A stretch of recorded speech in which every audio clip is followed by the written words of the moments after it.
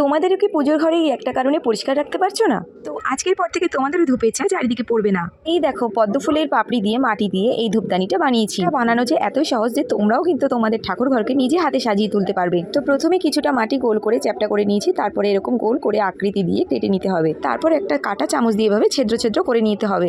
এটা বানালাম পদ্ম ফুলের মাঝখানের বেসটা। এরপর বানাবো পাপড়ি। প্রথম পাপড়িটা একটু বড় আকৃতির করে নেবো, তারপরে এগুলো একটু ছোট বড় হলেও অসুবিধা নেই। এই রকমই কয়েকটি পাপড়ি আমি এভাবে পরপর বানিয়ে নিচ্ছি। ব্যাস, পাপড়িগুলো আমার বানানো কমপ্লিট হয়ে গেছে। এরপর গোল যে বেসটা বানিয়েছিলাম তার মধ্যে একটু জল দিয়ে ভালো করে লেপে নিতে হবে, যাতে পাপড়িগুলো ভালো করে সেট হয়ে যায়। এরপর পাপড়িগুলিকে আমি একটার গায়ে একটা লাগিয়ে ঘেঁষে ঘেঁষে বসিয়ে দিচ্ছি, যাতে এগুলো ছুটে না যায়। যেহেতু মাটিটি নরম আছে, পাপড়িগুলো যাতে পুরোপুরি সেট খায় আমি চারিদিক দিয়ে গোল করে একটা মাটির দলা দিয়ে দিয়েছি। এরপর জল দিয়ে ভালো করে লেপে মাঝখানে ধূপ বসানোর জায়গা করে নেব গোল করে।